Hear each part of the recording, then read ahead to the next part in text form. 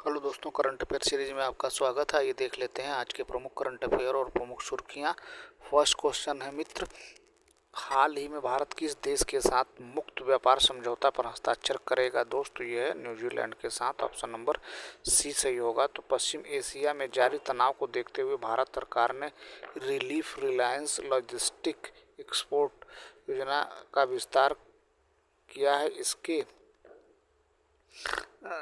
उद्देश्य निर्यातकों को सहायता प्रदान करना जिन्हें लॉजिस्टिक और बीमा बढ़ती लागत का सामना करना पड़ रहा है। यह योजना निर्यात संवर्धन मिशन के तहत शुरू की गई है। अब इसकी पात्रता सूची में मिस्र, जॉर्डन को भी शामिल कर लिया गया है और यह प्रभावित क्षेत्रों में कार्यरत भारतीय निर्यातकों को व्यापक सहायता प्रदान करेगी। अगला क्वेश्चन देख लेते हैं दोस्त। नेक्स्ट, हाल ही में उत्कर्ष 2029 नामक मध्य अवधि की रणनीति रूपरेखा किस बैंक ने लॉन्च की है? दोस्त तो ये है आरबीआई। ऑप्शन नंबर बी सही होगा। तो Indian institute of technology IIT Kharagpur ने एआई सक्षम वैज्ञानिक और खनन प्रणाली के लिए Vikram Sodhi centre of excellence की स्थापना की घोषणा की है। इस केंद्र को 5 वर्षों में 15 करोड़ फंडिंग का समर्थन प्राप्त है। इस पहल का उद्देश्य आर्टिफिशियल इंटेलिजेंस और डेटा संचालित नवाचार के माध्यम से भारत के खनन क्षेत्र में बदलाव लाना है। अगला क्वेश्चन देख लेते हैं दोस्त। हाल ही में घरेलू खिलाड़ियों को अनुबंध देने वाला पहला राज्य क्रिकेट कौन बना है? दोस्त ये भैया Mumbai Cricket Association. Option number C सही होगा। अगला क्वेश्चन देख लेते हैं।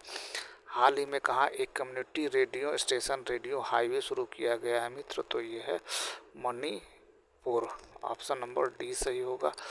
तो असम राइफल्स ने मणिपुर पल्लेल गैरिसन में एक कम्युनिटी रेडियो स्टेशन शुरू किया है जिसका मकसद संचार कमियों को दूर करना और क्षेत्रीय कनेक्टिविटी को बेहतर बनाना है। ऑपरेशन सद्भावना के तहत स्थापित इस स्टेशन का नाम रेडियो हाईवे रखा गया जिसकी टैग लाइन है पल्लेल की वाणी। अगला क्वेश्चन देख लेते हैं दोस्त। नेक्स्ट, हाल ही में 5 दिवसीय एकात्मक पर्व सांस्कृतिक उत्सव का उद्घाटन कहाँ किया गया है? दोस्त ये किया गया है भैया ओकारेश्वर। ऑप्शन नंबर बी सही होगा। तो मध्य प्रदेश के मुख्यमंत्री मोहन यादव ने 17 अप्रैल 2026 को खंडवा जिले के ओकारेश्वर 5 दिवसीय एकात्म पर्व सांस्कृतिक उत्सव का उद्घाटन किया है। अगला क्वेश्चन देखते हैं दोस्त। नेक्स्ट, हाल ही में कहाँ के जल उपयोगिता निकाय को ऊर्जा प्रबंध के लिए ISO प्रमाण पत्र मिला है? दोस्त तो ये है भैया बेंगलुरु। ऑप्शन नंबर बी सही, बेंगलुरु। ऑप्शन नंबर सी सही होगा दोस्त। ऑप्शन नंबर सी सही होगा। तो शहरी इंफ्रास्ट्रक्चर के क्षेत्र में एक महत्वपूर्ण विकास के तौर पर बेंगलुरु के जल प्राधिकरण ने वैश्विक स्तर पर एक बड़ी पहचान हासिल की है। बेंगलुरु जल आपूर्ति और सीवरेज बोर्ड का भारत का पहला ऐसा जल उपयोगिता निकाय बन गया है जिसे ऊर्जा प्रबंधन के लिए प्रतिष्ठित ISO 5001-2018 प्रमाण पत्र प्राप्त हुआ है।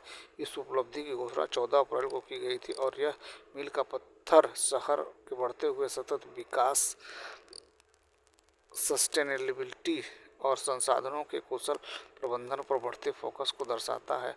अगला क्वेश्चन देख लेते हैं दोस्त। नेक्स्ट, हाल ही में किस राज्य सरकार ने विवाद के बाद स्कूली बच्चों के लिए अपना सार्थक नाम अभियान वापस ले लिया है? दोस्त तो ये है भैया राजस्थान। ऑप्शन नंबर सी सही होगा। तो राजस्थान सरकार ने स्कूली बच्चों के अजीबोगरीब नाम बदलने के लिए शुरू किया गया सार्थक नाम अभियान विवादों के बाद वापस ले लिया गया। इस अभियान में शिक्षा विभाग द्वारा सुझाई गई नामों की सूची ही अटपटे नाम होने के कारण अभिभावकों और आम जनता ने कड़ी आपत्ति जताई, जिसके बाद सरकार को यह निर्णय वापस लेना पड़ा।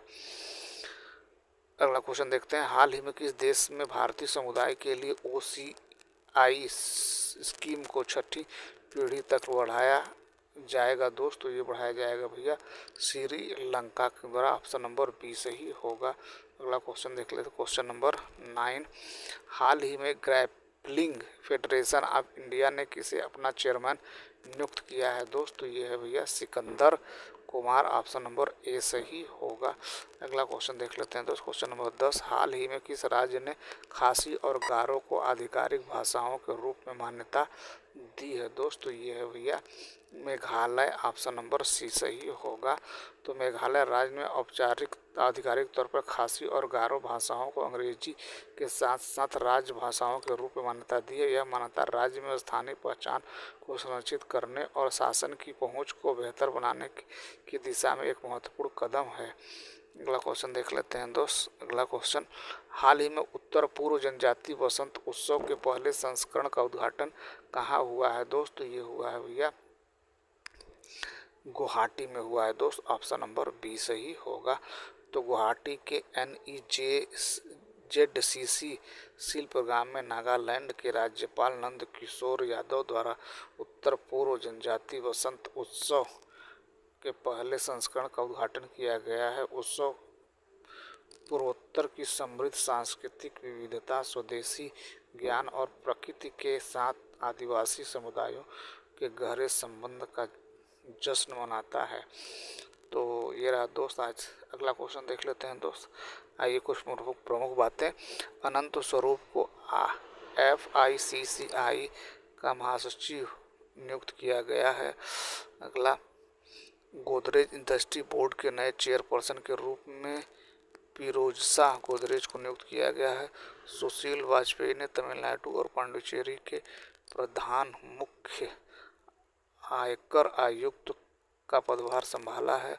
आनंद कुमार पाल ने वित्त मंत्रालय के व्यय विभाग में मुख्य सलाहकार का कार्यभार संभाला है। UN committee on economic, social and cultural rights के लिए प्रीति सरन को नियुक्त किया गया है। IDPIC ने के सत्यनारायण राजू को MD एंड CEO नियुक्त किया है। तेरह दोस्त आज के प्रमुख करंट अफेयर प्रमुख सुर्खियाँ। Thank you so much for watching this video.